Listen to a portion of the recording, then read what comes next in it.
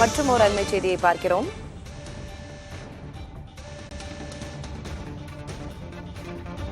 விழுப்புரம் மாவட்டம் விக்கிரவாண்டி அருகே உள்ள கிராமத்தில் திறந்தவெளி கிணற்றில் மர்ம நபர்கள் மனித மலம் கலந்திருக்கிறார்கள் என்ற புகார் எழுந்திருக்கிறது. புகார் குறித்து கஞ்சனூர் போலீசார் விசாரணை மேற்கொண்டு வருகின்றனர்.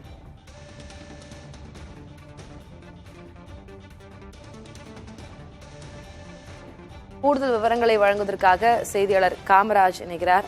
காமராஜ், வரிசையாக இப்போ ஒரு வருடத்திற்கு முன்னாடி இருந்தே இது போன்ற செய்திகள் வந்து கொண்டிருக்கின்றன. வேங்கை வயல், அதற்கு பிறகு மாட்டுச்சாணம் கலக்கப்பட்டதா அப்படின்ற ஒரு புகார் இருந்தது புதுக்கோட்டையில. இப்போ விழுப்புரத்துல திறந்தவெளி குடிநீர் கிணற்றுல மனிதமலம் கலந்திருப்பதாக புகார் எழுந்திருக்கிறது. என்ன புகார், என்ன விவரம்?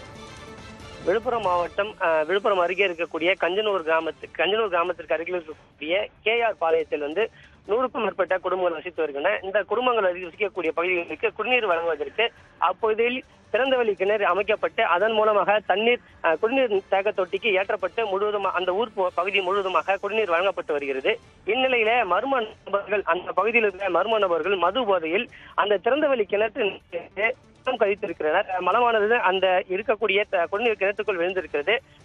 இந்த குடிநீர் கிணற்றுக்குள் மலம் கழித்தது யார் என்பது தொடர்பாக அப்பகுதியைச் சேர்ந்த கிராம மக்கள் கஞ்சனூர் காவல் நிலையத்தில் தற்போது புகார் அளிப்பதற்கு வந்திருக்கிறார்கள். அது மட்டும் இல்லாம குடிநீர் அருந்திய அந்த கிணற்றில் மலம் கழித்த யார் என்று அப்பகுதி மக்களிடையே ஒரு கொந்தளிப்பு ஏற்பட்டிருக்கு. தொடர்ந்து போலீசார் தொடர்பாக விசாரித்து கொண்டு வந்துட்டு இருக்காங்க.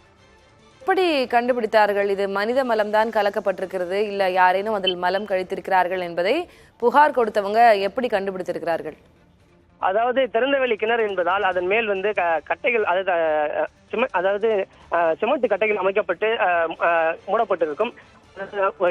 வட்ட வடிவிலான அந்த கட்டைகள் மீது மர்ம நபர்கள் மனித கழிவுகளை கழித்துவிட்டு சென்று இருப்பதே அங்கு தெரிந்திருக்கிறது. அதன் மூலமாக பகுதி மக்கள் அங்க இருக்கக்கூடிய கஞ்சனூர் காவல் நிலையத்தில் இப்போது புகார் அளித்துக் கொண்டிருக்காங்க.